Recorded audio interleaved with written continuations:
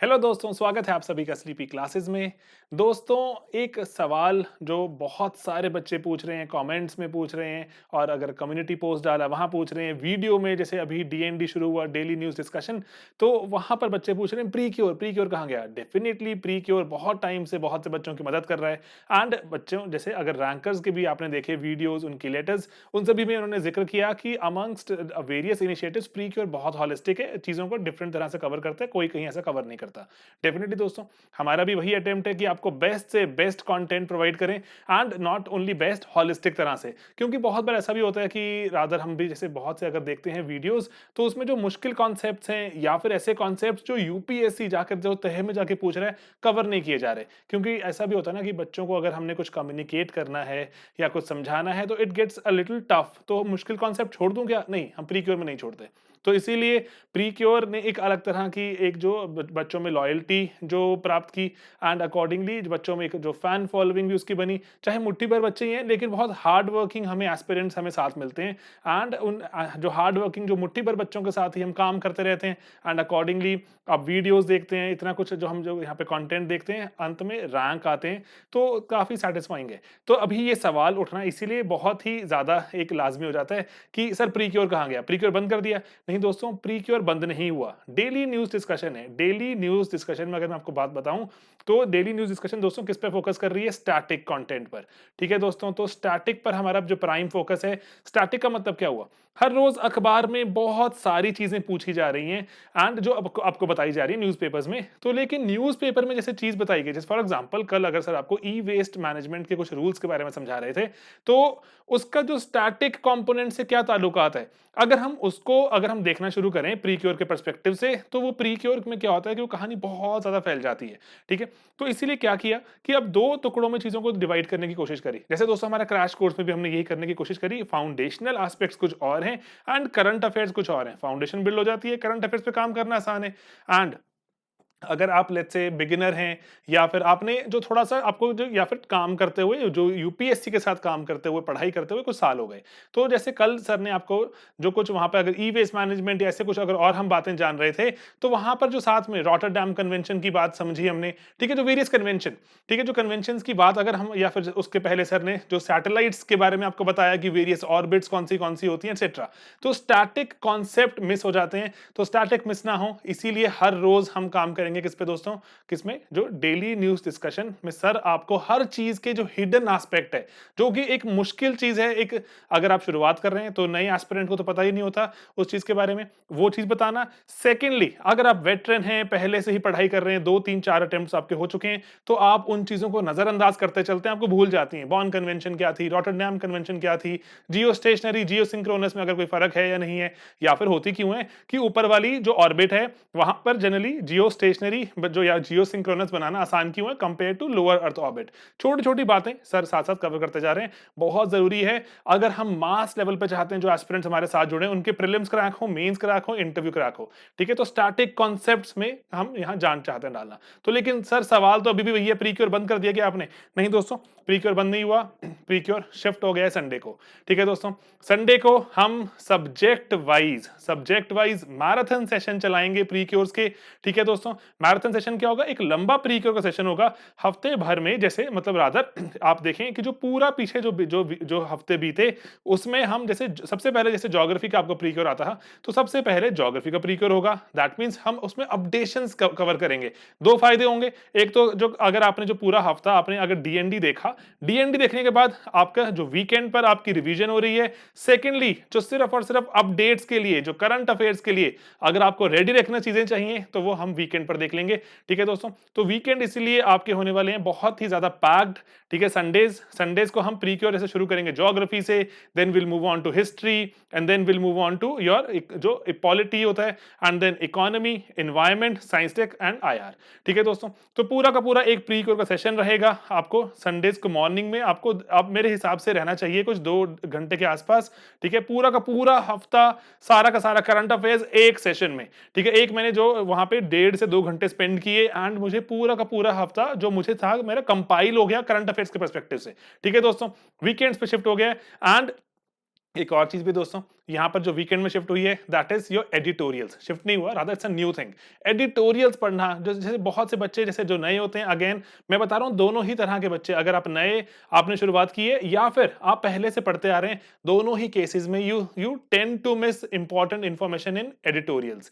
ठीक है, तो एडिटोरियल्स को डिस्कस करेंगे, ठीक से डिस्कस करेंगे, पूरे हफ्ते भर के एडिटोरियल्स ये उठाएंगे दोस्तों, एंड यही करते रहेंगे। डीएनडी देखिए, स्टैटिक कॉन्सेप्ट्स मजबूत कीजिए दोस्तों। अगर स्टैटिक हमारे मजबूत नहीं है, हिडन हमारे पास जो वहां पे इंफॉर्मेशन रहती है, यूपीएससी जिसमें सवाल पूछता है, वो हमारी मजबूत नहीं है दोस्तों, प्री क्रैक करना बहुत मुश्किल हो जाता है, उसी पे काम करेंगे। ठीक है दोस्तों, गेटिंग इट? तो इसीलिए इसी के साथ आज का हम शुरू करेंगे pre cure and not sorry pre cure, it is DND. ठीक है, आज का डीएनडी शुरू करेंगे। प्री क्योर हम वीकेंड पर कवर करेंगे एंड वीकेंड पे it will be a marathon session. Let's just see, ठीक है दोस्तों, कि थोड़ा सा ना हमें इवॉल्व तो करना ही होगा अगर हमें एक्स्ट्रा चीजें कवर करनी है। We want you to cover extra things, we are working hard for that, we want you to work hard with us, ताकि जो अगर अंत में अगर मेहनत करी और वहां पे एग्जाम में 4 सवाल एक्स्ट्रा नजर आए तो ना तो थोड़ा मजा भी आता है कि कुछ काम कर रहे हैं। ठीक है दोस्तों, तो इसी के लिए प्लान करते जा रहे हैं कि कैसे बच्चों को बेस्ट कंटेंट प्रोवाइड करें इन द जो मोस्ट जो कन्फाइंड नंबर ऑफ आवर्स में कैसे बेस्ट कंटेंट पढ़ा सकते हैं।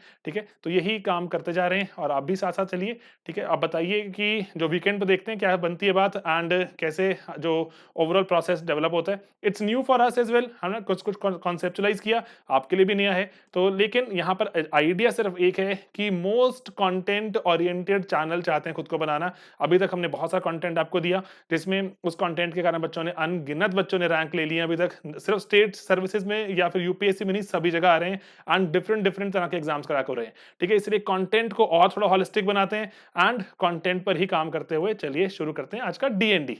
ऑलराइट दोस्तों, hello and welcome students.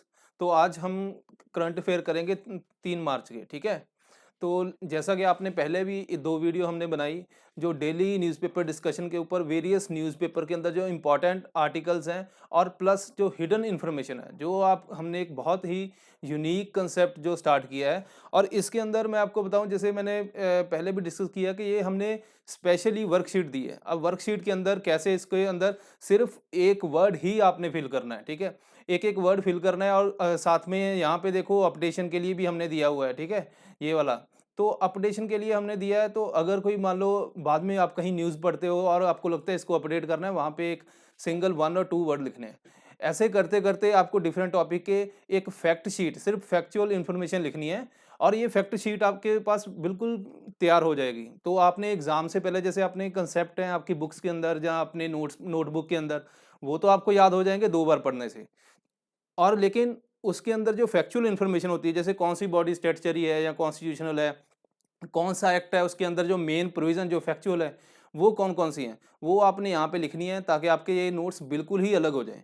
In notes को आपने एग्जाम से 4-5 दिन पहले बस 3-4 बार पढ़ना है और इससे आपकी रिवीजन भी बहुत जल्दी होगी। ठीक है, वो मोर देन इनफ है। 4-5 क्वेश्चन यूपीएससी के अंदर डेफिनेटली आएंगे ऐसे फैक्चुअल इन्फॉर्मेशन के लिए, वही आपकी सिलेक्शन करवाएंगे। तो हमारी जो फाइट है, अगर आपकी कंसेप्चुअल क्लैरिटी है, उसके बाद जो हमारी फाइट है वो सिर्फ फैक्चुअल इन्फॉर्मेशन से है और फैक्चुअल इन्फॉर्मेशन के बेस के ऊपर आपकी प्री के अंदर डेफिनेटली सिलेक्शन हो जाएगी। तो चलिए हम स्टार्ट करते हैं। तो आज हम क्या पढ़ेंगे, साइंस एंड टेक के अंदर है new sensor detect methane, environment के अंदर birds found in Indonesia, then social issues के अंदर है जेंडर बाइसनेस के ऊपर रिपोर्ट आई है, इकोनॉमी के अंदर revising national food security act, TDS, PMI क्या है, देन पॉलिटी के अंदर digi locker, election commission, sedition law and international relation के अंदर न्यू प्रोजेक्ट इन श्रीलंका। तो इसके अंदर तो मैं डेफिनेटली बात करूंगा प्री पर्सपेक्टिव और मेंस के पर्सपेक्टिव से एक अलग अप्रोच लेके, क्योंकि यही तो है, हमें सिर्फ 2 चीज़ें करनी है। प्री के अंदर आपको हिडन इन्फॉर्मेशन पता होनी चाहिए और मेंस के अंदर आपको एक आइडिया होना चाहिए कि कैसे हम उसको करते हैं, और हमें सिर्फ 1 या 2 फैक्ट की ज़रूरत होती है जो हमने मेंस के अंदर लिखने हैं, वहाँ पे आपको यूनिकनेस देने के लिए। अदरवाइज आप एक न्यूज़पेपर का आर्टिकल पढ़ा, उसको आप कॉपी करके रट भी लोगे। अब आप ये सोचो कि जैसे आपने एक न्यूज़पेपर पढ़ा, अब न्यूज़पेपर तो बहुत बच्चे पढ़ते हैं, न्यूज़पेपर को पढ़ लिया आपने, उसकी इन्फॉर्मेशन पीडीएफ की फॉर्म में भी आ गई आपके पास। अब वो इन्फॉर्मेशन तो बहुत बच्चे पढ़ते हैं इंडिया के अंदर, वही आंसर जब सेम लिखेंगे, तो जब आप सेम आंसर ज़्यादा बच्चे लिखेंगे तो एग्जामिनर डेफिनेटली वहाँ पे कम मार्क्स देता है, क्योंकि वहाँ पे यूनिकनेस खत्म हो जाती है। तो उसी यूनिकनेस के लिए फाइट है। ठीक है, तो चलिए स्टार्ट करते हैं। तो फर्स्ट देखिए, टॉपिक है new sensor promises low cost detection of methane emission leaks. अब ये है क्या? तो चलो मैं थोड़ा सा आपको एक आइडिया देता हूँ। आपने जो यूपीएससी के अंदर एक एग्जाम के अंदर एक क्वेश्चन आया था कि भाई जो मीथेन है, ठीक है, जो मीथेन है वो आपकी क्या ऐसी रहती है या किसी और गैस में या CO2 के अंदर कन्वर्ट हो जाती है, क्या होता है उसका? ये एक यूपीएससी के अंदर क्वेश्चन आया था। तो पहले उस इंफॉर्मेशन को आप समझ लीजिए। ये चार्ट है, वेरी वेरी इंपॉर्टेंट है ये प्री के लिए, ठीक है। यहाँ पे क्या है कि देखो CO2 है, देन मीथेन है, इसके बारे में लिखा हुआ है। यहाँ पे देखो ये है ग्लोबल वार्मिंग पोटेंशियल, ये आपको इसका ऑर्डर आना चाहिए। Global warming potential, global warming potential मतलब अगर मान लो एक ही क्वांटिटी के अंदर हमारे पास मीथेन है और CO2 है, उसमें से ज़्यादा वार्मिंग कौन करेगी? तो यहाँ पे अगर हमने तो हमेशा यही पढ़ा है कि ठीक है जी CO2 के बारे में बात करते हैं। आप जितने भी इंटरनेशनल जो भी एग्रीमेंट हैं आप देखते हो वहाँ पे CO2 के बारे में बात होती है, ठीक है। तो यहाँ पे देखो सबसे ज़्यादा ग्लोबल वार्मिंग पोटेंशियल क्या किसका है? सल्फर हेक्साफ्लोराइड का। ये आपको ऑर्डर आना चाहिए, सबसे ज़्यादा इसका है, देन ऊपर कम आते जाओ, ठीक है। Then hydrofluoro nitrogen trifluoride, then hydrofluorocarbon, perfluorocarbon and then nitro N2O, then methane और देन CO2। तो यहाँ पे आपको एक चीज समझ आनी है, एग्जाम के अंदर अगर यूपीएससी ने स्टेटमेंट दे दी कि CO2 is mainly responsible for climate change, number 1 statement. Number 2 उसने बोला it has more global warming potential as compare to methane, तो ये स्टेटमेंट गलत है। CO2 का वार्मिंग पोटेंशियल कम है। तो अब आपके मन में एक सिंपल सा क्वेश्चन आएगा, फिर हम CO2 की बात क्यों करते हैं हर जगह? क्योंकि इसका शेयर जो है वो 60% है, ठीक है। बाकी का 20% है, 6% है और बाकी वो और भी कम है, ठीक है, बहुत कम है ये जो सल्फर हेक्साफ्लोराइड और नाइट्रोजन ट्राइफ्लोराइड वगैरह का। ये तो एक कंसेप्ट आपको क्लियर हो गया। सेकंड कंसेप्ट हमने क्लियर करना, यहाँ पे क्वेश्चन आया था लाइफ टाइम के अंदर, वो बोलता है मिथेन डीकम्पोज होती है, देखो 12 साल ऑन एवरेज इसका लाइफ टाइम है, ठीक है। उसके बाद ये डीकम्पोज होके CO2 और चेंज होती रहती है विद द टाइम। CO2 का वेरिएबल है एंड देन नाइट्रस ऑक्साइड का अराउंड 120 है, देन 264, मतलब आपने ये समझना कि बाकियों का ज़्यादा है। तो यहाँ पे ये ऐसे यूपीएससी ने देखो कहाँ से क्वेश्चन बना दिया, ठीक है। तो चलो CO2 और मीथेन का समझ आ गया। अब दूसरी बात कि मीथेन को अब हमने क्यों करना है, ठीक है। अभी एक रिपोर्ट आई थी, वो बोलती है कि हमने CO2 के बारे में बात कर रहे हैं, क्लाइमेट चेंज। लास्ट वीडियो के अंदर भी मैंने आपको बोला था, जो कल वीडियो बनाई उसके अंदर मैंने आपको समझाया था CO2 green house gases, Kyoto से लेके पेरिस तक। तो यहाँ पे CO2 के बारे में बात कर रहे हैं, तो हमें मिथेन का जो ग्लोबल वार्मिंग पोटेंशियल है CO2 के कंपेरिजन ज़्यादा है ना। तो हमने C4 का CH4 का ज़्यादा है, तो हमें CH4 की बारे में क्यों नहीं बात करते? उसका रीज़न है, एक तो इसको डिटेक्ट हम बहुत कम करते हैं, ठीक है, तो इतना इसके अंदर इतनी टेक्नोलॉजी भी बहुत ज़्यादा नहीं है। दूसरा ये हिडन है, यहाँ कहाँ पे मिलती है आपको? अगर मैं सोर्स की बात करूँ ये भी इंपॉर्टेंट है। आप बोलोगे कि जी एक तो वेटलैंड के अंदर मिलती है हमें, ठीक है, तो एक हमारे पास वेटलैंड आ गया, देन हमारे पास पैडी फील्ड आ गया, वो भी एक वेटलैंड का पार्ट है। देन हमारे पास मैंग्रोव्स आ गए, है ना, ठीक है। देन जो काऊ काऊ के अंदर, ठीक है, वहाँ पे मिलता है, आपको डंग के अंदर मिलता है। आपने देखा होगा जो गाँव के अंदर ज़्यादातर गोबर गैस प्लांट लगे होते हैं, वहाँ पे बैक्टीरिया कौन सा है जो गट के अंदर, एनिमल के गट के अंदर भी, जो काऊ के स्पेशली गट के अंदर बैक्टीरिया होता है उसको बोलते हैं मिथेनोजन। मिथेनोजन मीथेन जनरेट करता है। तो यहाँ पे आपके पास जो गोबर गैस प्लांट के अंदर भी मिथेनोजन बैक्टीरिया होते हैं और ये मीथेन जनरेट करते हैं। ये आइडिया आपको हो गया है। अब एक और इम्पॉर्टेंट इन्फॉर्मेशन जो मैंने डिस्कस करनी है, ऐसा भी क्वेश्चन आ सकता है कि वो बोले कि ठीक है जी मिथेन वेटलैंड के अंदर ही क्यों होती है, ठीक है। हम क्यों बोलते हैं कि मिथेन वेटलैंड पैडी फील्ड वो रिजर्वियर है ना, वहाँ पे स्टोर रहती है। उसका रीज़न एक सिंपल सा मैं बता देता हूँ आपको, ये कंसेप्ट बहुत ज़रूरी है। एक तो जगह वो है जैसे रिवर वगैरह, जहाँ पे ऑक्सीजन, क्योंकि वो फ्लो करता है वाटर, ठीक है, रिवर के अंदर वाटर फ्लो करता है, ठीक है। ऑक्सीजन, इट मीन्स कि जब पानी फ्लो करेगा उसके साथ ऑक्सीजन जो है वो एक्सचेंज करती रहेगी और ऑक्सीजन उसकी रिप्लेनिश होती रहती है विद द टाइम, ठीक है, जितनी यूज हुई और नहीं आती गई। लेकिन जो हमारी वेटलैंड है, ठीक है, वहाँ पे क्या होता है, पानी स्टेगनेंट होता है। पानी क्या होता है? स्टेगनेंट। अब ये पानी है स्टेगनेंट हमारा, इसके अंदर जो O2 है वो स्टार्टिंग के अंदर जो हमारे बैक्टीरिया है जिसका नाम है एरोबिक बैक्टीरिया, ठीक है।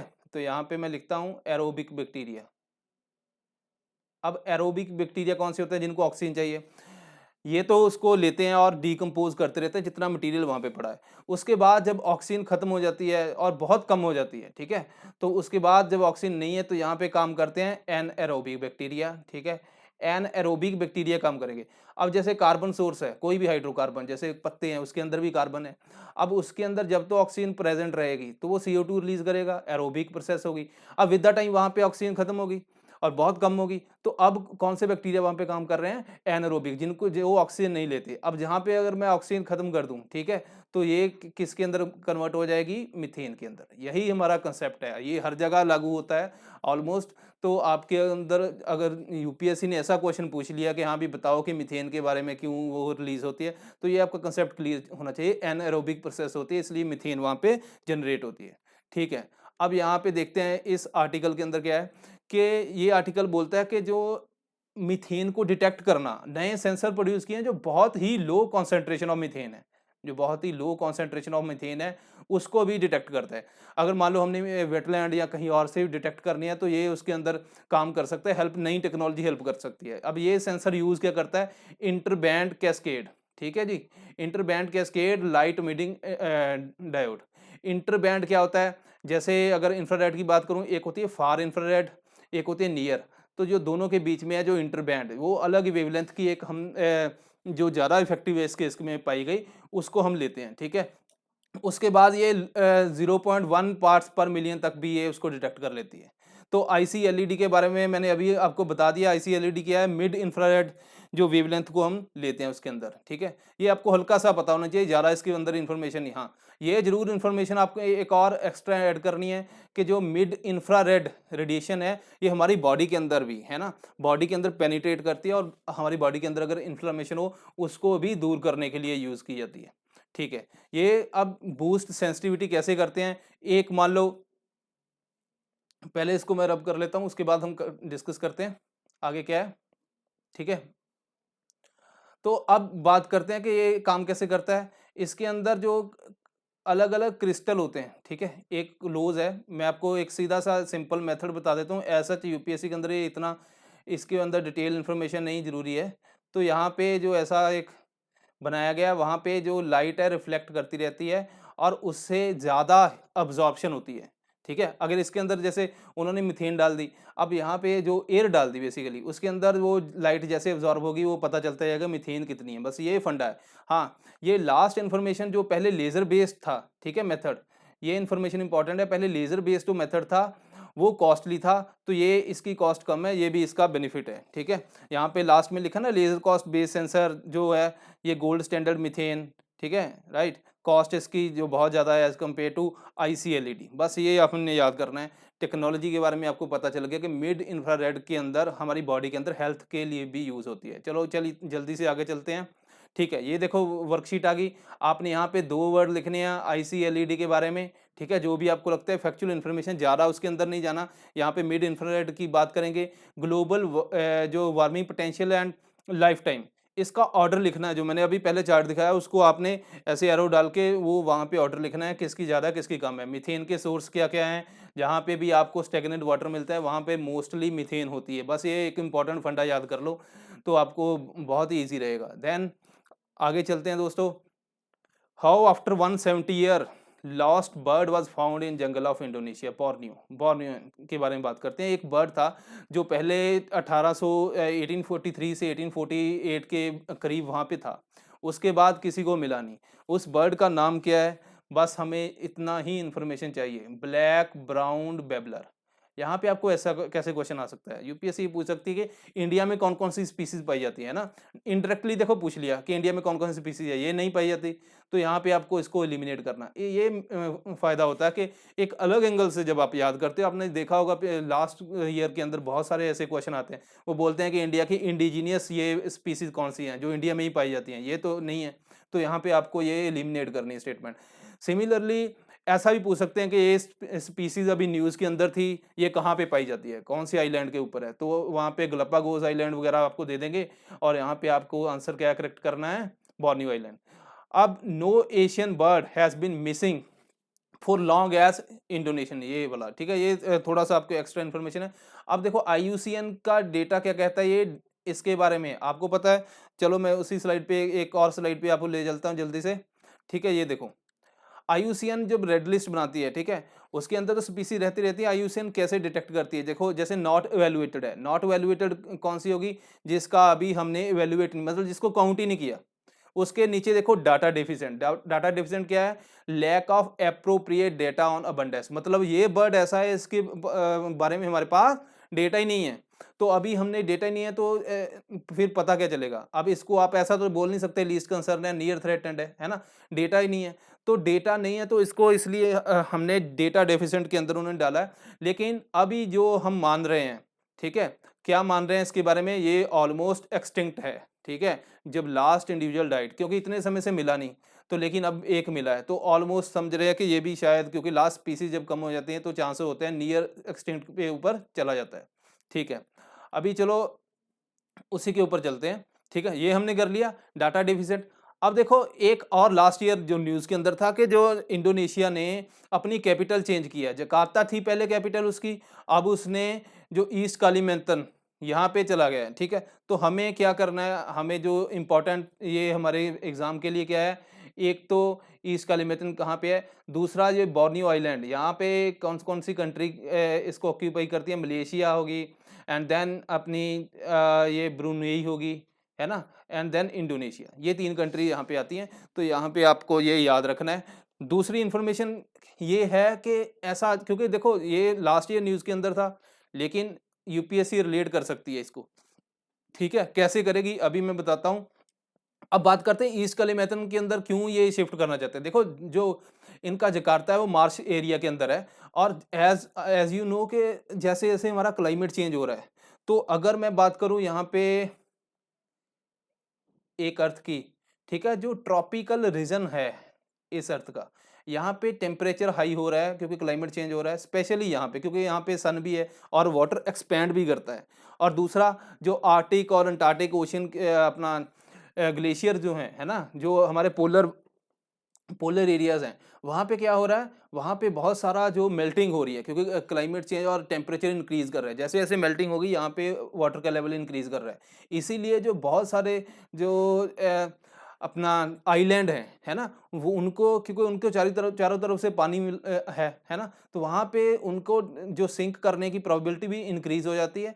और दूसरा, अब आप एक और बात देख लो, अगर यहाँ पे आप सोशियो के एंगल से लिखोगे तो इस एरिया के अंदर जो पॉपुलेशन भी बहुत ज़्यादा है और डेवलपिंग कंट्री है, तो यहाँ पे पॉपुलेशन बहुत ज़्यादा है, तो इन ये डबल जो कंसर्न हो गया, ठीक है। अब ये मैंने बता दिया कि ड्यू टू क्लाइमेट चेंज है। Then Jakarta is world's fastest sinking city. अगर आपको छोटा एग्जाम देने का मन है तो वहाँ पे ऐसा पूछ सकते हैं वर्ल्ड फास्टेस्ट सिंकिंग सिटी कौन सी है, तो वहाँ पे जकार्ता। तो Kalimantan is one of the few places, लेकिन यहाँ पे भी प्रॉब्लम है, ठीक है। ओरंगुतन जो एप है, ठीक है, इसको ह्यूमन बीइंग के बाद बहुत इंटेलिजेंट माना जाता है, तो ये भी वहाँ पे पाया जाता है इस जगह पे ऊपर। तो ये भी बोल रहे हैं कि अगर वहाँ पे आप कैपिटल शिफ्ट करोगे तो प्रॉब्लम हो सकती है कि इसकी भी स्पीसीज को, ठीक है जी। चलते हैं आगे। ये मैंने ऑलरेडी आपसे डिस्कस कर दिया है, ये वाला आप एक बार देख लेना, ठीक है। जो बेसिक के अंदर है कि इंडेंजर के क्या क्राइटेरिया होता है, ये देखो आप स्क्रीनशॉट भी ले सकते हो इसका, बहुत अच्छा है ये। देखो अगर मान लो meet any criteria from A to E, अगर वल्नरेबल हम किसको बोलते हैं, आपने ये तो पढ़ा होगा, ये स्पीसीज इंडेंजर है, ये क्रिटिकल इंडेंजर, उसको मेजर कैसे करते हैं, उसके लिए क्राइटेरिया है ए टू ई। यहाँ पे देखो वर्ड हाई रिस्क है, ये वेरी हाई रिस्क है, और ये एक्सट्रीम हाई रिस्क है, ठीक है। दूसरी बात करते हैं ए टू ई क्राइटेरिया क्या है। पहले वनरेबल होगी, अगर और उसका नंबर कम हो गया तो इंडेंजर हो जाएगी, और कम हो गया क्रिटिकली इंडेंजर, और उसके बाद एक्सटिंक्ट हो जाती है स्पीसीज कोई भी, तो ऐसे इसका नंबर चलता है। एक्सटिंक्ट इन वाइल्ड, पहले वाइल्ड के अंदर, तो उसके बाद इट मीन्स के वाइल्ड के अंदर एक्सटिंक्ट हो गई, जंगलों के अंदर, तो कहीं कैप्टिविटी, कहीं जू या कहीं ऐसे कोई कंजर्वेशन एरिया है वहाँ पे होगी। अब वहाँ पे भी जब एक्सटिंक्ट होगी, वहाँ पे भी चलेगी, तो उसके बाद कहानी खत्म उसकी, ठीक है। अब देख लेते हैं कि क्राइटेरिया ए टू ई जहाँ पे लिखा है वो क्या है। आपको एक दो मैं बताऊंगा, ज़्यादा उसके अंदर जो इंपॉर्टेंट है। देखो पहले तो पॉपुलेशन रिडक्शन, मान लो कोई पॉपुलेशन किसी स्पीसीज की 100 है, 100 में से 50 कम हो गई। अगर वो रिवर्सिबल है, रिवर्सिबल मतलब आप उसकी इंटरब्रीडिंग करके उसका नंबर इंक्रीज कर सकते हो। अगर रिवर्सिबल है तो अगर उसका 50% डिक्रीज हो गया तो उसको क्या बोलते हैं कि वल्नरेबल। अगर वो मतलब 100 में से 70 खत्म हो गए और वो 30 बचे तो इंडेंजर, अगर 10 ही रह गए तो क्रिटिकल इंडेंजर। अगर रिवर्सिबल नहीं है तो जब वो 20 रह गए तब भी उसको हम उसके अंदर डाल देंगे, ठीक है, क्रिटिकल इंडेंजर के। दूसरा जो इंपॉर्टेंट चीज़ हमने पढ़नी है वो ये वाला बस, क्रिटिकली इंडेंजर के लिए जो एरिया, एक होता है एरिया ऑफ अक्यूरेंस, मतलब एक बड़ा एरिया जिसके अंदर बर्ड जो कोई भी स्पीसीज है वो रहती भी है और इधर उधर घूमती भी है सारा कुछ, वो एरिया एरिया बड़ा होता है। दूसरा ऑक्यूपेंसी, जहाँ पे वो एग्जैक्टली रहती है, ठीक है। अगर तो वो एरिया 100 किलोमीटर स्क्वायर से कम है तो उसको क्या बोल देंगे, क्रिटिकली इंडेंजर। अगर 10 से कम है ये वाला जहाँ पे ऑक्यूपेंसी उसकी है तो उसको हम क्रिटिकली इंडेंजर बोल देंगे, ठीक है। ये एरिया की स्पेसिफिकेशन है। एरिया कम कैसे होता है, जैसे बहुत सारी आप देखो कि कितनी अर्बन एरिया बढ़ रहा है ना, अर्बनाइजेशन हो रही है और बहुत सारी बिल्डिंग बन रही हैं, ट्रीज को हम खत्म कर रहे हैं तो अल्टीमेटली उसका एरिया भी डिक्रीज हो रहा है। ये दो आपके करने हैं बस, बाकी भी मैंने लिखे तो हुए हैं लेकिन आपने बस ये दो इंपॉर्टेंट है। ऐसा ये पंजाब पीसीएस के अंदर क्वेश्चन आया था, यूपीएससी के अंदर इसमें से अभी तक कुछ खास आया नहीं है, तो ये आपने याद रखना है। थर्ड के अंदर चलते हैं दोस्तों, gender bias at work place 4 in 5 women, ठीक है। डाउन टू अर्थ के अंदर ये रिपोर्ट आई थी। ये रिपोर्ट आपके प्री के लिए बिल्कुल इंपॉर्टेंट नहीं है, not for pre but for mains. Definitely जब आप आंसर लिखोगे आपको डेटा चाहिए। तो इन्होंने ये क्या बोला कि 85% women missed out of raise promotion, ठीक है। ये अपॉर्चुनिटी इंडेक्स के बारे में क्या बताया गया कि जो भी जैसे जॉब के लिए है वहाँ पे भी वुमेन के साथ बहुत सारा जो जेंडर बाइसनेस होती है। एक वर्ड आपने सुना होगा, मैं आपको थोड़ी सी एक्स्ट्रा इन्फॉर्मेशन दे देता हूँ आपके ऐसे के लिए। एक वर्ड आपने सुना होगा, ग्लास सीलिंग, ठीक है, ग्लास सीलिंग,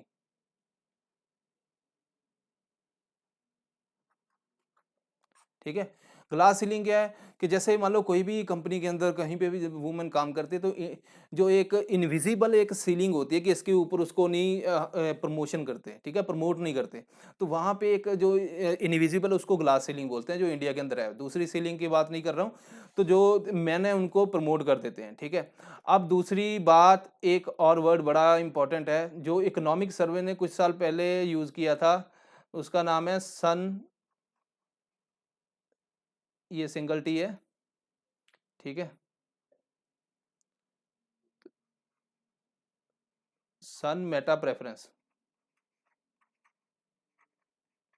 ठीक है, सन मेटा प्रेफरेंस। तो सन मेटा प्रेफरेंस क्या है कि देखो अगर मान लो किसी के घर में पहले जो है वो लड़की हुई है, ठीक है, सपोज करो किसी के घर में पहले लड़की हुई है, ठीक है, उसके बाद भी लड़की हुई है, ठीक है, लेकिन उसके बाद कोई लड़का हो गया, ठीक है, तो वहाँ पे वो फुल स्टॉप लगा देता है, ठीक है। तो इसको बोलते हैं सन मेटा प्रेफरेंस, मतलब उतनी देर वो मेल चाइल्ड के लिए उसकी जो चाहत होती है, ठीक है, प्रेफरेंस रहती है कि जब तक मेल चाइल्ड हो तब तक। आपके घर में भी अगर ऐसा ऐसा जरूरी नहीं ऐसा हो, बहुत सारी कई बार जैसे मान लो 3 लड़कियां हैं उसके बाद एक लड़का हुआ है ना, तो उसको जो 3 लड़कियां पहले हैं तो इसको क्या बोलते हैं, इसको इकोनॉमिक सर्वे ने बोला है, मैं नहीं बोल रहा, अनवांटेड गर्ल्स। इसको क्या बोला है, अनवांटेड गर्ल्स। वो कहते हैं कि लड़के के लिए जब बार बार आप चाइल्ड जन्म लेता है ना कोई भी तो बच्चा, तो उससे पहले लड़कियां हैं वो तब तक वो कंटिन्यू रहते हैं जब तक वो लड़का ना हो। तो यहाँ पे जो पहले वाली लड़कियां उनको उन्होंने अनवांटेड गर्ल्स बोला है। ये बहुत सारी स्टेट के अंदर इकोनॉमिक सर्वे ने पाया गया था। जो अनवांटेड गर्ल्स हैं ऐसा उसके अंदर ऐसा होता है कि जैसे मान लो स्कूल है, स्कूल के लिए जब लड़का है लड़के को पब्लिक स्कूल और लड़कियां गवर्नमेंट स्कूल के अंदर है ना, तो लड़के को बढ़िया कपड़े और लड़कियों को नहीं, लड़कों को बड़े जो भी बादाम काजू आप खाते हो वो मिलते हैं, लड़कियों को नहीं मिलते हैं, ठीक है, मिड डे मील पे गुजारा करती हैं। तो ये सारा वो बोल रहे हैं कि एक जो इनइक्वालिटी आ जाती है कि उनकी जो ग्रोथ है उसके अंदर भी बायसनेस आ जाती है, ठीक है। ये दो चीज़ें आपने डिस्कस करनी है अगर आपको एग्जाम के अंदर क्वेश्चन आता है, बहुत इंपॉर्टेंट चीज़ें। देन हमने ये बता दिया, ये 37% of Indian women said that they got fewer opportunity than men. तो एक डेटा मैंने इसलिए ये शो किया, बस एक ही आपको उतना ही, क्योंकि ज़्यादा डेटा हमने रखना नहीं है, तो इसी को आपने यूज़ करना है। आगे चलते हैं, रिवाइजिंग फूड सिक्योरिटी एक्ट। देखो जी, नीति आयोग ये बोलती है कि पहले इसने रिकमेंड कर दिया रूरल और अर्बन कवरेज जो हमारे होती है अभी के लिए जो रूरल एरिया है वो अराउंड 75% पॉपुलेशन को हम नेशनल फूड सिक्योरिटी एक्ट के थ्रू हम देते हैं, ठीक है, rice wheat and coarse grain, ठीक है। तो जो अर्बन एरिया है वो उसको हम देते हैं 50%। अगर आप दोनों का जोड़ करके इसको एवरेज निकालोगे अराउंड 67%, ठीक है। 67% अभी पॉपुलेशन है जो नेशनल फूड सिक्योरिटी एक्ट के थ्रू हमारे जिनको फूड मिलता है, ठीक है, फूड ग्रेन्स मिलती हैं। तो अब इसने नीति आयोग क्या बोल रही है, नीति आयोग ने बोला कि जो रूरल एरिया है उसको हमने 75% जो अभी मैंने बोला इससे कम करके हम ले जाते हैं 60%, ठीक है, और 50% को कम करके हम ले जाते हैं 40%। मतलब तो अभी बहुत सारे लोगों के जो राशन कार्ड हैं बने हुए वो कम होने वाले हैं, ऐसा नीति आयोग का जो उसने प्रपोज किया कि कम कर दो उनको, ठीक है। तो अभी जो इसका बेनिफिट क्या है, देखो इसका जो गवर्नमेंट सोच रही है, हमें तो कोई बेनिफिट नहीं है, ठीक है। लोगों को मतलब मैं तो खाता नहीं है ऐसा काम, तो मेरे पास कोई कार्ड भी नहीं है। तो जो लोगों के लिए जो गवर्नमेंट के लिए बेनिफिट है, एक तो देखो गवर्नमेंट का एक्सपेंडिचर कम होगा, ठीक है ना, बहुत सारा फूड प्रोक्योर करती है गवर्नमेंट, वीट प्रोक्योर करती है, राइस प्रोक्योर करती है, तो गवर्नमेंट का एक्सपेंडिचर कम हो जाएगा, ठीक है। इससे ये जो मेनली जैसे फूड कॉरपोरेशन ऑफ इंडिया उसके भी एक्सपेंडिचर, क्योंकि बहुत सारा बफर स्टॉक उसको भी रखना पड़ता है, उसके पहले प्रोक्योर भी करना पड़ता है, लेना भी पड़ता है वहाँ से, तो अल्टीमेटली गवर्नमेंट का जो एक्सपेंडिचर कम होगा और उससे गवर्नमेंट के पास पैसा बचेगा, ठीक है।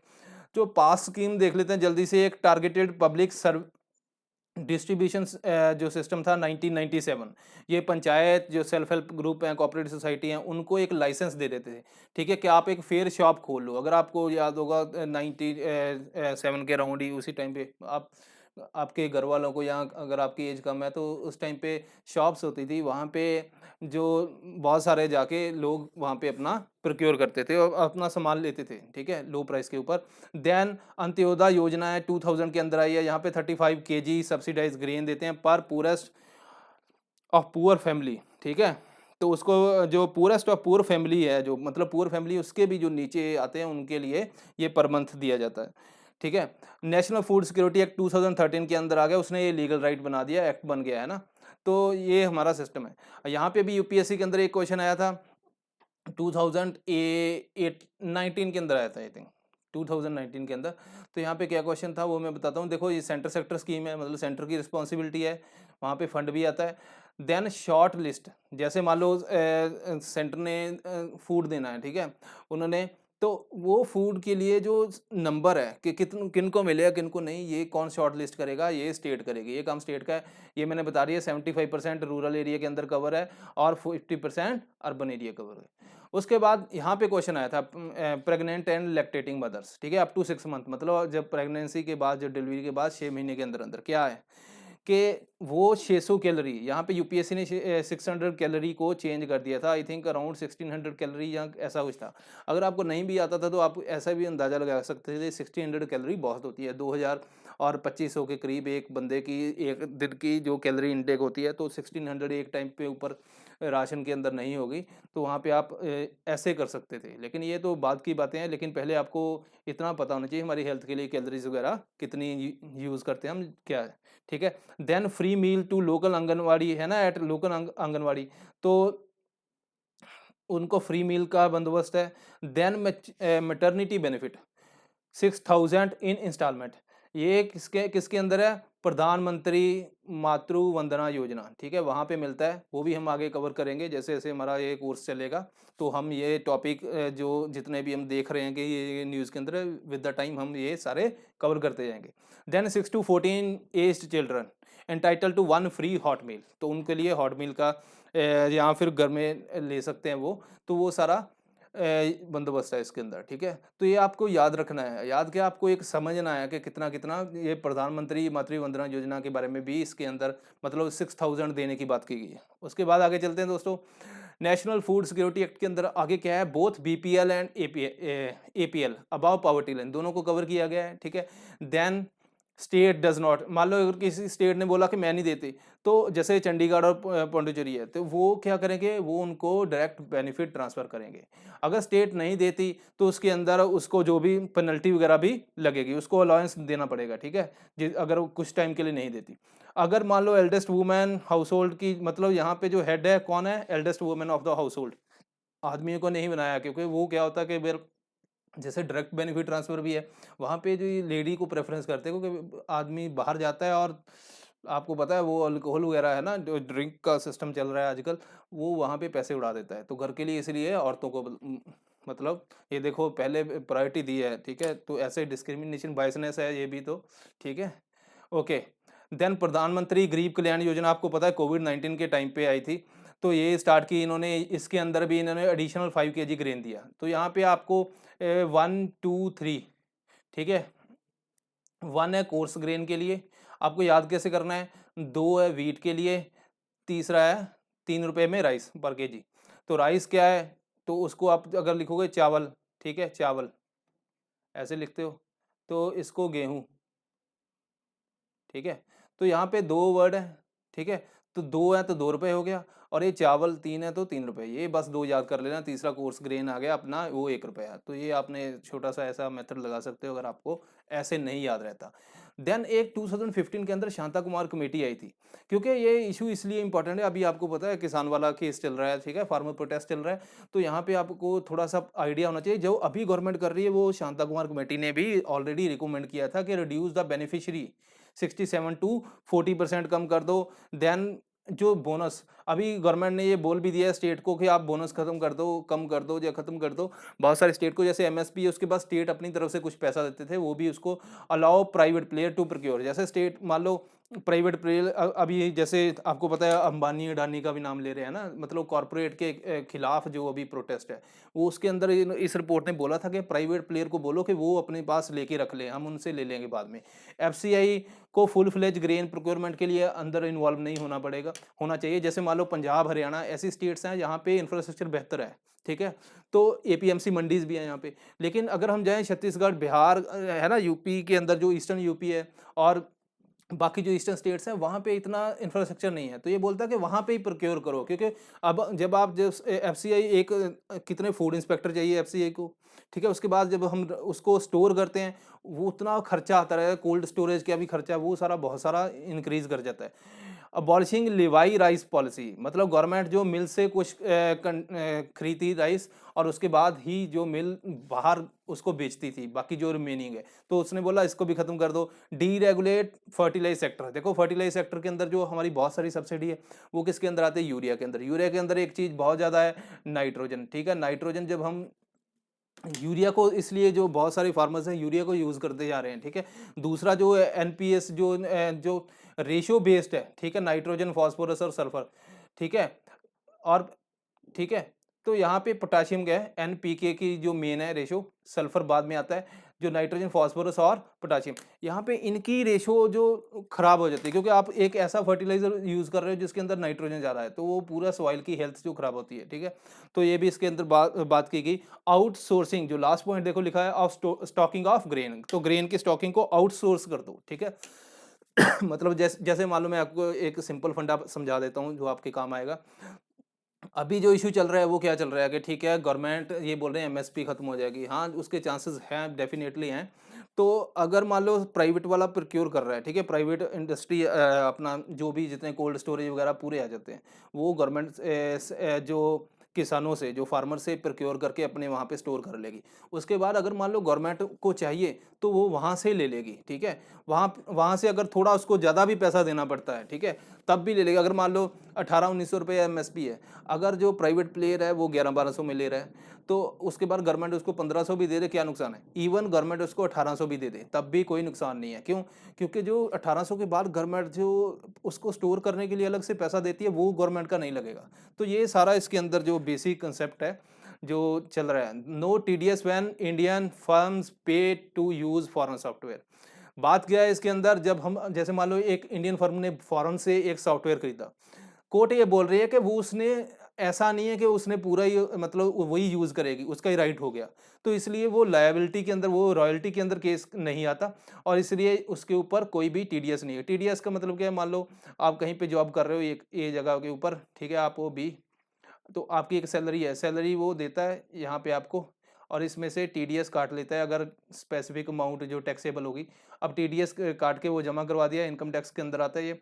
उसके बाद आप क्या करोगे? एक रिटर्न भरोगे, रिटर्न भरोगे तो आपका जितना मान लो आपका टैक्स आपने 3000 देना है, ठीक है, और आपका 8000 टीडीएस है, तो आपको 5000 रुपया मिल जाएगा वापस, ठीक है। ये है बेसिकली।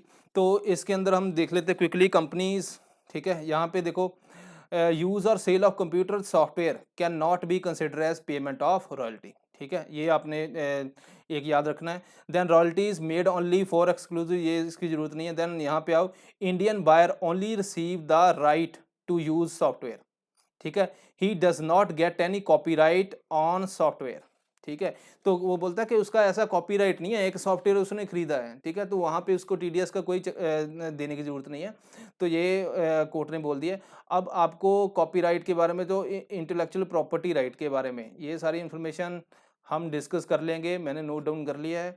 जैसे जैसे आगे आगे मान लो इसके ऊपर कोई जियोग्राफिकल इंडिकेशन वगैरह ऐसा कोई टॉपिक आता है, तो उसके अंदर सारा हम इसको कवर करेंगे। बिल्कुल इसकी क्रोनोलॉजी ऑर्डर जो है वो ज़रूरी है, ठीक है। आगे चलते हैं दोस्तों। देन टीडीएस के बारे में मैंने ऑलरेडी बता दिया। ये कहाँ पे डिडक्टेड होता है, एट सोर्स होता है, ये मैंने बता दिया। एम्प्लॉयर खुद पहले डिडक्ट करता है, उसके बाद उसको पैसा देता है, ठीक है। द कंपनी और पर्सन डिडक्टर, उसको डिडक्टर बोलते हैं। ये इतना ज़रूरी नहीं है, सिर्फ आपको कंसेप्ट समझ आना चाहिए। देन हाँ, कि एक और चीज़ है इसमें कि जो इसकी थ्रेशोल्ड लिमिट है वो अलग अलग रहेगी, उसके हिसाब से ये सारा सिस्टम चलता है, ठीक है। तो ये था हमारा टीडीएस के, इतना इतना डिटेल में नहीं जाना, सिर्फ आप कंसेप्ट समझो, आपको एग्जाम के अंदर अपने आप वो आप क्लियर कर दोगे, ठीक है।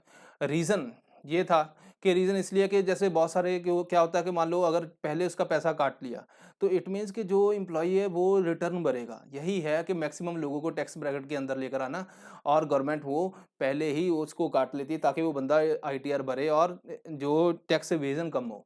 उसके बाद आगे चलते हैं। एक और टॉपिक था परचेजिंग मैनेजर इंडेक्स 2021 के अंदर, अराउंड ये है फेब के अंदर 57.7। ये क्या है, परचेजिंग मैनेजर इंडेक्स क्या होता है। इसके साथ आपको एक और साइड बाय साइड टॉपिक बता देता हूँ, सीपीआई एंड डब्ल्यूपीआई। मैंने उसके अंदर जो वर्कशीट के अंदर इनके भी नाम लिखे हुए हैं, ठीक है। इनके अंदर स्पेस छोड़िए, अगर तो आपकी नोटबुक के अंदर है तो वहाँ पे ऐड कर सकते हैं, अदरवाइज जैसे जैसे टाइम चलता जाएगा उसको भी साथ साथ में हम फिल करते जाएंगे जैसे वो आएगा। पीएमई इंडिकेटर क्या है, बिजनेस एक्टिविटी। मान लो जैसे मैनेजर है, मैनेजर से क्या बोलते हैं, मैनेजर को पूछते हैं कि भाई हाँ बताओ कैसा चल रहा है मॉल, ठीक है, क्या उसके अंदर 5 इंडिकेटर हैं, ठीक है। मेजर 5 सर्वे क्या बोलते हैं कि मैनेजर से कि न्यू ऑर्डर कितने आए, ठीक है, इस टाइम के ऊपर इन्वेंट्री का लेवल क्या है, उसके बाद प्रोडक्शन कितनी हो रही है, सप्लाई डिलीवरी एम्प्लॉयमेंट, ये सारा उससे इन्फॉर्मेशन पूछ ली। अगर तो मान लो अच्छी है, कंपनी की बढ़ रही है, तो बोलेगा बढ़िया है काम, है ना, उसके इंडिकेटर के पॉइंट देते रहेंगे वो, ठीक है। तो अब जो पॉइंट देते रहेंगे, अगर तो वो पॉइंट 50 से, ठीक है, 50 से ऊपर चले गए, तो इट मीन्स के, क्योंकि देखो अगर डिमांड वो बोल रहा है कि ठीक है परचेजिंग और सब कुछ जो इंक्रीज हो रहा है, इट मीन्स कि वो जो उनकी जो जब काउंट करते हैं 50 से ऊपर चला जाएगा। जब 50 से ऊपर जाएगा वहाँ पे इट मीन्स के जो इकोनॉमी की एक्सपेंशन हो रही है। अगर मान लो 50 के ऊपर ही है तो कोई चेंज नहीं है, अगर 50 से कम है तो इकोनॉमी की कंट्रैक्शन हो रही है। ये इकोनॉमी का जो हमारा प्रोवाइड करता है एक लेवल के इकोनॉमी कैसे चल रही है, ठीक है। अब बात करते हैं इसको कौन रिलीज़ करता है, इसको 3 इंस्टीट्यूट रिलीज़ करते हैं। एक तो है हमारा आईएसएम, जो institute of for supply management है, ठीक है। देन सिंगापुर इंस्टीट्यूट है, देन आईएचएस मार्केट ग्रुप है। एज सच, क्योंकि यहाँ पे अगर देखो आपको, आप कुछ बच्चे इन तीनों को रटने लग जाएंगे, रटना नहीं है। आपने सिर्फ इतना याद करना है कि गवर्नमेंट की कोई भी ऐसी एजेंसी नहीं है, हमारी कोई मिनिस्ट्री नहीं है, कोई फेमस यूएन की बॉडी नहीं है जो इसको रिलीज़ करती है। क्योंकि यूपीएससी के अंदर आप देखोगे तो जो फेमस वही चीज़ें आती हैं, ठीक है। तो वो नहीं है तो आप एलिमिनेशन से भी कर सकते हो। दूसरा, एक दो आप इसमें से याद ऐसे भी रख सकते हो। एक तो आपको पता चल गया उनमें से कोई नहीं, अगर दो ऑप्शन उसमें से आगे दो एलिमिनेट हो गए, तीसरा आप ये अगर एक बार इसको आपने पढ़ा है तो वहाँ से आपका आंसर निकल सकता है। ऐसा भी हो सकता है तीनों के तीनों यूएन की बॉडीज आ जाए, चौथी ऐसी हो जो यूएन की बॉडी ना हो, ठीक है। और ठीक है, ये मैंने बता दिया, सर्वे बेस्ड होता है ये कैलकुलेशन। ओके, आगे चलते हैं। डिजिटल डिग्री टू डीयू दे रही है अभी, ठीक है। डिजिटल जो दिल्ली यूनिवर्सिटी है वो एक डिजिटल डिग्री दे रही है। यहाँ पे हमारे लिए ये नहीं ज़रूरी कि कौन डिजिटल डिग्री दे रही है, कब देगी या कितने में देगी, ऐसा नहीं।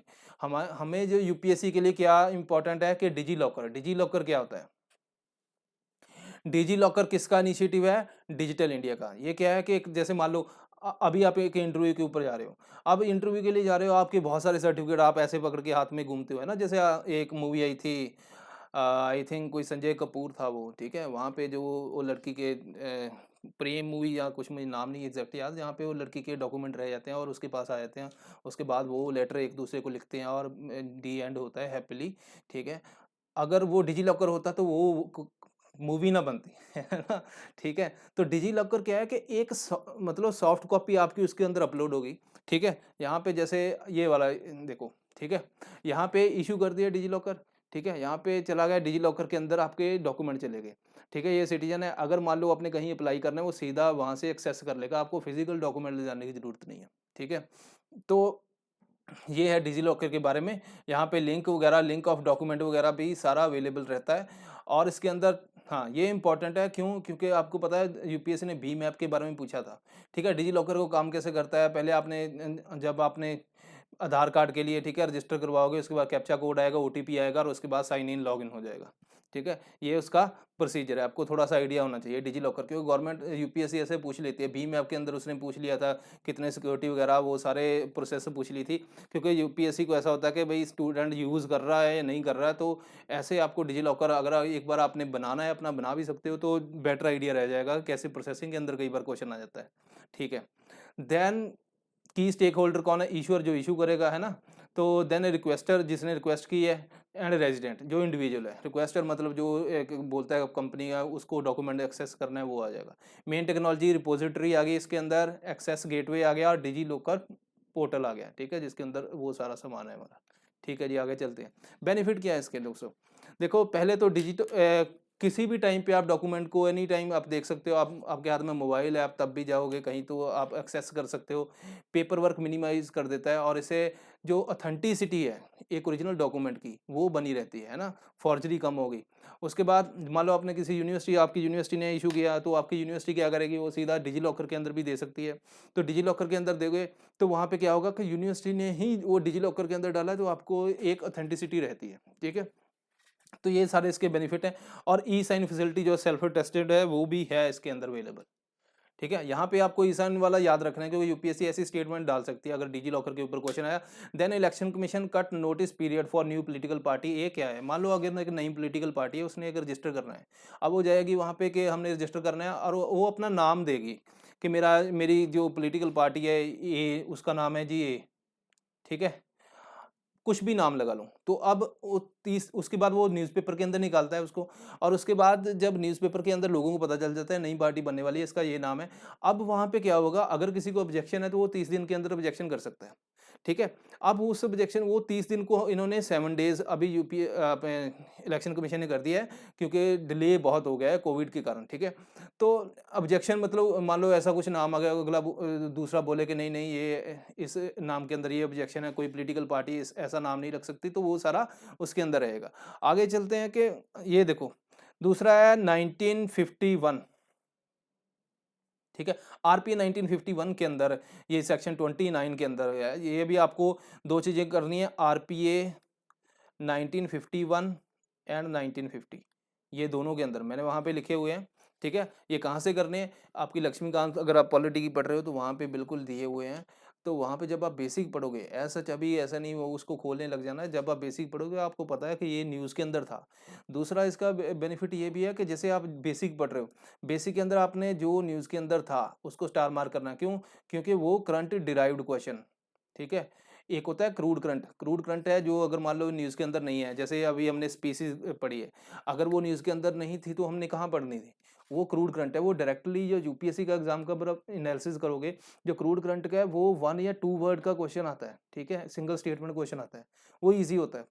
अगर आप जो करंट डिराइव्ड पढ़ोगे तो वो डिटेल के अंदर होता है, ठीक है, जैसे एमपी लैड वगैरह ये ऐसा क्वेश्चन वो डिटेल के अंदर आते हैं। तो जब हम यहाँ पे इलेक्शन कमीशन की बात कर रहे हैं, सेक्शन 29 ए 1951, ठीक है, आरपीए, तो 1951 और 1950 के अंदर क्या क्या है, कहाँ पे किसके अंदर पार्टी रजिस्टर होती है, किसके अंदर जो इलेक्टोरल रोल बनते हैं, ठीक है, सीट एलोकेशन किसके अंदर, वो सारा आपने देखना है, ठीक है। वहाँ क्योंकि वहाँ पे डिटेल के अंदर क्वेश्चन आता है, वो आपके जो लक्ष्मीकांत के अंदर बिल्कुल बराबर दिया हुआ है, ठीक है, तो उसको आपने देख लेना एक बार।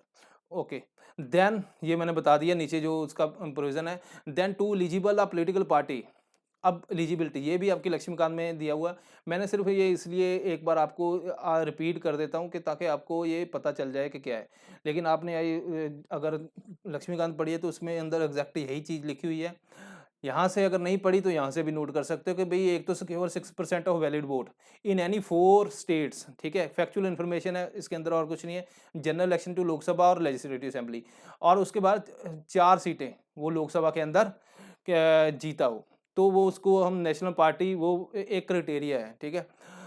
दूसरा क्राइटेरिया है win 2% of seats in Lok Sabha, जो लोकसभा के अंदर जो सीट्स हैं उसकी 2%, अगर 550 543 या इतनी जितनी भी सीट्स हैं उस टाइम पे, तो उसके अंदर जो 2% निकाल लेना है, ठीक है। तो and these candidate are elected from 3 state, और 3 स्टेट से वो निकले हो, ठीक है, तब भी उसको हम नेशनल पार्टी डिक्लेयर कर सकते हैं दोस्तों।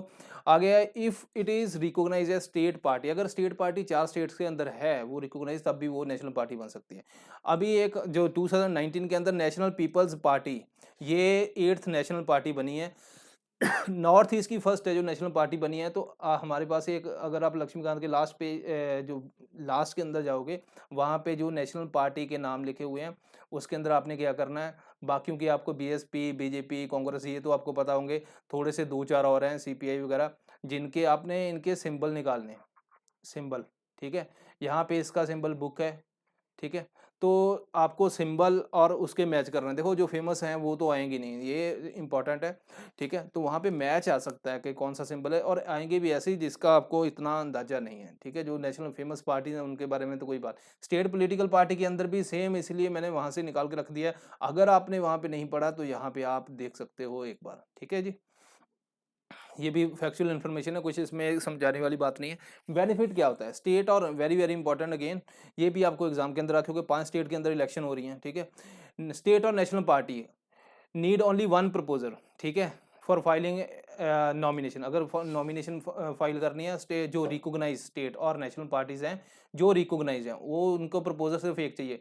जो अन रिकॉग्नाइज है उनको 10 चाहिए, ठीक है। और ये प्रपोजर क्या होना चाहिए, इलेक्टर होना चाहिए, ठीक है, वो उस कॉन्स्टिट्यूएंसी का, ठीक है। They also get a broadcasting, जैसे अगर मान लो रिकॉग्नाइज नहीं पार्टी नहीं है तो घर घर जाके बोलेगी हमें वोट दो, ये करो, है ना। उस नेशनल टीवी के ऊपर हमें उसको चांस इतना मिलेगा ना, यहाँ पे इसको आकाशवाणी और दूरदर्शन के ऊपर ये बोल सकता है और उस संबोधन करने का पूरा पूरा चांस मिलेगा। अगर रिकॉग्नाइज्ड स्टेट पार्टी है, ठीक है, अलॉटमेंट इसको अगर स्टेट पार्टी है रिकॉग्नाइज है तो वो स्टेट के अंदर जो उसको रिजर्व सिंबल होता है वो उसको ऑटोमेटिकली मिल जाएगा उस स्टेट के अंदर।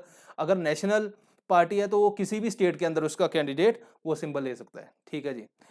बेनिफिट और क्या है, नेशनल स्टेट पार्टी जो है रिकॉग्नाइज है उसके 40 स्टार कैंपेनर, स्टार कैंपेनर क्या है, जो कैंपेन करने, जैसे नवजोत सिंह सिद्धू है ना, जो भी पार्टी उसको रखती है वो स्टार कैंपेनिंग का काम करता है, मेन वही उसका काम है, ठीक है।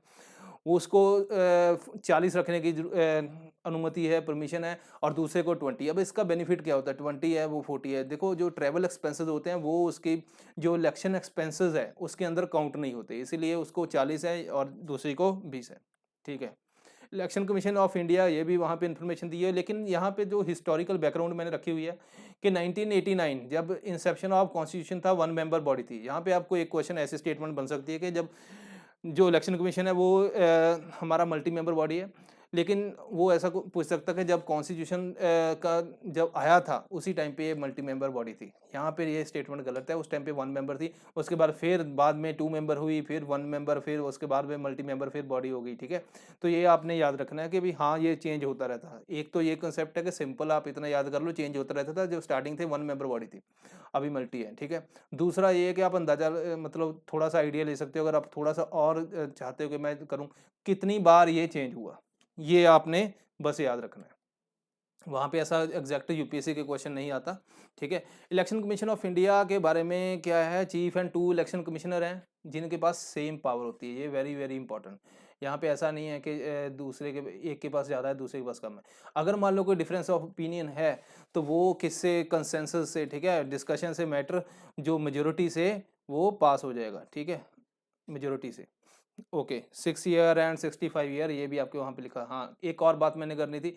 देखो जो कॉन्स्टिट्यूशनल बॉडीज़ हैं आपके लक्ष्मीकांत के अंदर लिखी हुई हैं, आपने ऐसे पेज के ऊपर लाइन्स बना के यहाँ पे नाम लिखोगे, यहाँ पे उसकी क्वालिफ़िकेशन लिखोगे कि क्या-क्या क्वालिफ़िकेशन है।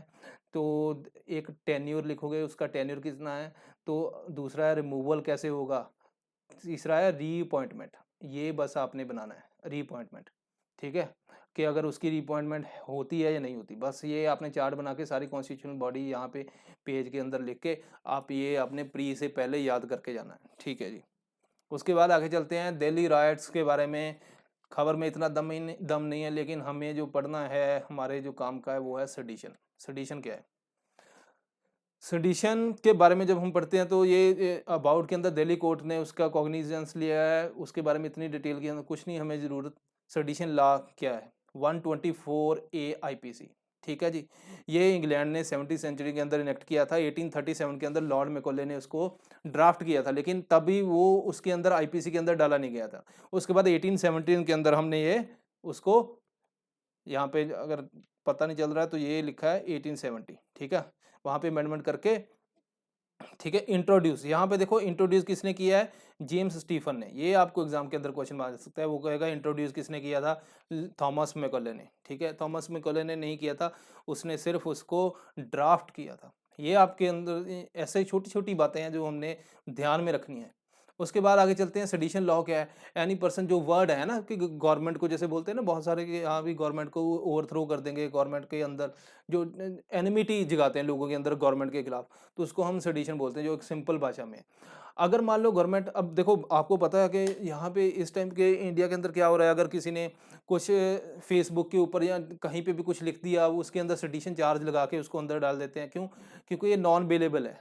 तो यहाँ पे बहुत सारा मिसयूज़ हो रहा है। अगर आप ये भी देखोगे, एनसीईआरबी का भी डेटा है कि भाई जितनी ज़्यादा जो सेडिशन लॉ का यूज़ कर रहे हैं, लेकिन उसके कंपैरिजन जो एक्चुअली कन्विक्ट होते हैं लोग, है ना, जिनको सज़ा मिलती है, बहुत कम है। पनिशमेंट क्या है? नॉन बेलेबल है, ठीक है जी। गवर्नमेंट जॉब से मना कर देंगे और पासपोर्ट आपका रख लेंगे, तो आप कहीं पे कनाडा वगैरह कहीं पे नहीं जा पाओगे। ठीक है जी। आगे चलते हैं जी। फ्रीडम फाइटर जो है, आई थिंक 18 कोई 60 और 70s के करीब एक और थे, जेसी बोस, ठीक है जी। जेसी बोस थे, तो उनको भी सेडिशन के अंदर जो फर्स्ट थे जिनको ट्रायल किया गया, ठीक है, जो फर्स्ट प्रोसिक्यूट थे, ठीक है, जो prosecute Bal Gangadhar Tilak and then Mahatma Gandhi, young India के लिए। ठीक है, ये आपने हिस्ट्री के अंदर, मॉडर्न के अंदर आपको ये मिलेगा प्रॉपर तरीके से, ठीक है। तो वहाँ से देखो करंट से आपने इंटरलिंक कैसे कैसे करना है। जब सेडिशन की बात आती है तो ऐसा है, यूपीएससी पूछ लेती है, ठीक है। अब वो जेसी बोस की जिनकी मैं बात कर रहा हूँ, उन्होंने एज ऑफ कंसेंट के अगेंस्ट बोला था। अब एज ऑफ कंसेंट के ऊपर यूपीएससी ने इस साल क्वेश्चन पूछ लिया, ठीक है, क्योंकि सेडिशन न्यूज़ के अंदर था, वहाँ से उठा के देखो कहाँ से क्वेश्चन पूछा। Okay, major supreme court decision क्या है? ब्रिजभूषण, ये आपके मेंस के लिए है, ठीक है। और दिल्ली, वहाँ पे उसने बोला कि restricted speech on the ground that it would disturb the public order was unconstitutional, कि ऐसा कि जो पब्लिक ऑर्डर को डिस्टर्ब करे वो अनकॉन्स्टिट्यूशनल है, उसको आप ऐसा नहीं है कि उठा के अंदर डाल दो। इसलिए गवर्नमेंट ने बाद में अमेंडमेंट कर दी, और जो 19(2) के अंदर जहाँ पे हमारी फ्रीडम ऑफ स्पीच के लिए रिस्ट्रिक्शन है, वहाँ पे पहले जो था undermining the security of state, उसको इंटरेस्ट ऑफ पब्लिक ऑर्डर कर दिया, कि अगर कोई पब्लिक ऑर्डर को भी डिस्टर्ब करेगा उसके ऊपर सेडिशन हम कर सकते हैं, कि वो पब्लिक ऑर्डर को डिस्टर्ब नहीं करना चाहिए। उसके बाद एक और है नाथ सिंह एंड बिहार, इसके अंदर लिमिटेड एप्लीकेशन, उन्होंने बोला कि ठीक है ये सेडिशन लॉ अनकॉन्स्टिट्यूशनल नहीं है, लेकिन इसकी जो एप्लीकेबिलिटी है, ठीक है, वो लिमिटेड होनी चाहिए। ऐसा नहीं हर एक किसी के केस में आप जो सेडिशन लॉ को इंट्रोड्यूस कर रहे हो। देन जो थर्ड था, जो 1995 Balwant Singh and state of Punjab, यहाँ पे उन्होंने बोला कि स्लोगन, जैसे आप स्लोगन लगाते हो ना, ऐसा नहीं कि स्लोगन लगाने से ही, क्योंकि पब्लिक, ठीक है, पब्लिक के अंदर जोश आ रहा है, लेकिन पब्लिक ऐसा नहीं है कि वायलेंट हो जाए, है ना। तो गवर्नमेंट के अंदर वो पूरा पब्लिक जहाँ पे रिस्पांस नहीं आ रहा है ना, जब आप बोलते हैं ये करो वो करो, पब्लिक चुपचाप बैठी है, कहती है ठीक है कर लेंगे। पब्लिक के अंदर कोई ऐसा रिस्पांस नहीं आ रहा कि जिससे आप बोलो कि ये एनिमिटी क्रिएट होगी, तो उसके अंदर वो एक सेडिशन के अंदर नहीं आएगा, ठीक है। आर्गुमेंट इन सपोर्ट क्या है? देखो बहुत सारे एंटी नेशनल सेसेशनिस्ट मूवमेंट्स या टेररिज्म बहुत सारा बढ़ रहा है, जैसे टेररिस्ट हैं आजकल सोशल मीडिया के थ्रू बहुत सारी चीज़ों के गवर्नमेंट के अगेंस्ट करते हैं, तो उसको कर्ब करने के लिए तो हमें चाहिए है ना? तो बेनिफिट भी है। तो प्रॉब्लम कहाँ पे है? अगर आप देखोगे, देखो लॉ कोई भी बुरा या अच्छा नहीं होता। उसको चलाने वाला, उसको अप्लाई करने वाला ही के ऊपर डिपेंड है, ठीक है? उसकी मोरालिटी के ऊपर डिपेंड है कि भाई कितना वो एथिकल काम करता है, क्या करता है, ठीक है? तो यहाँ पे एंटी नेशनल मूवमेंट्स को हम कर्ब करने के लिए यूज़ होता है। इलेक्टेड गवर्नमेंट को कोई ओवरथ्रो ना कर दे, उसको प्रोटेक्ट करने के लिए होता है। बहुत सारी इंसर्जेंसीज हैं, जैसे नक्सलाइट वगैरह है ना, तो हमारे वहाँ पे भी ये एक बहुत अच्छा काम करता है। उसके बाद अगेंस्ट आर्गूमेंट क्या है? देखो कॉलोनियल लेगेसी है ना, बहुत सारे लॉ ऐसे हैं ब्रिटिश राज से चल रहे हैं। जैसे आपका प्रिविलेज है, प्रिविलेज वहाँ से अभी तक कोडिफाई नहीं हुई कि कौन सी हैं, वहाँ से वो चल रही हैं। तो कॉलोनियल लेगेसी है हमारी डेमोक्रेसी की, नहीं उस टाइम पे तो डेमोक्रेसी के हिसाब से काम नहीं था, ठीक है? Then constitutional guarantee freedom of speech and expression, तो कॉन्स्टिट्यूशन ने freedom of speech and expression दिया हुआ है।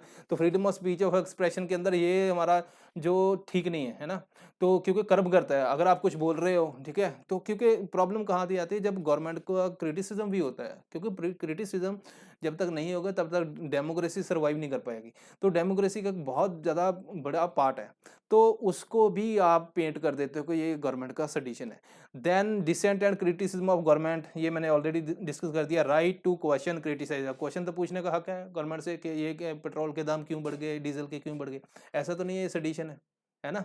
Then British who introduce sedition law, उन्होंने ही ये इसको बंद कर दिया, तो हमें क्यों रखने की जरूरत है, ठीक है जी? ये आप मेंस के अंदर डिस्कस कर सकते हो। टर्म यूज जो डिसअफेक्शन, अब डिसअफेक्शन का मतलब जो पुलिस वाले अपने हिसाब से निकालते हैं, तो किसी को बताते नहीं है क्या उसका डिसअफेक्शन का मतलब है, तो वो अपने हिसाब से। दूसरा यूएपीए, जो अभी बहुत सारा चल रहा है ना, किसी को भी उसके अंदर यूएपीए के थ्रू आप एंटी नेशनल बता के रख लेते हो, तो ये ऑलरेडी लॉ है। देन आईसीसीपीआर, ये एक कन्वेंशन है, यहाँ पे इंडिया ने इसको रेटिफाई किया हुआ, और ये बोलती है फ्रीडम ऑफ एक्सप्रेशन, ठीक है? वो मेंटेन रहना चाहिए, तो इस हिसाब से ये उसके अगेंस्ट है, ठीक है? जल्दी से आगे चलते हैं। फ्रीडम ऑफ कंक्लूजन क्या है? Freedom of speech and expression is fundamental, 19(1) A, but 2 के अंदर क्या है? रिस्ट्रिक्शन भी है, ऐसा नहीं आप कुछ भी बोल दो, ठीक है? तो ये ठीक है। मिसयूज जो है प्रोविजन, तो बेसिकली इसके अंदर वही बोला गया कि आपको जो इसको रीजनेबली लगाना चाहिए, ऐसा नहीं है आपको जो आर्बिट्रेरी लगा रहे हो, ठीक है? तो ये आप इससे आपने एक ये बोलना है कि आप जब कंक्लूजन निकालोगे मेंस के अंदर, तो एक 19(1) ए और 2 के बारे में बात करनी है, और बोलना है कि जो एक जो राइट है, तो उसके बाद रिस्ट्रिक्शन भी है, ताकि दूसरों का राइट डिस्टर्ब ना हो, ठीक है जी? Okay. Then Japan and India and Japan back to Sri Lanka port project.